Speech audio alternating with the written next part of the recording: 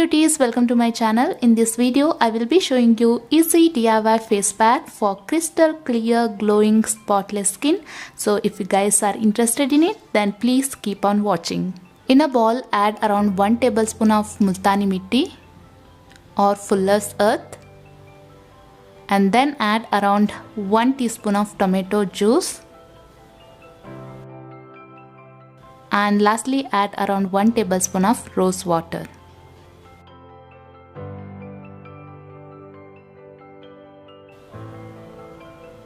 Now mix everything well and the face pack is ready to use.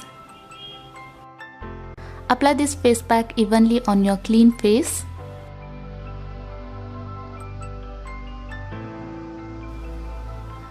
And leave it on for good 15 to 20 minutes.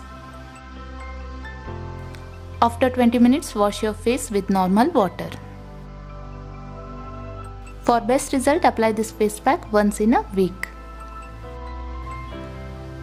That's it for this video. If you like this video, then please give this video a big thumbs up and subscribe to my channel. I will see you in my next video. Until next time, keep smiling. Bye.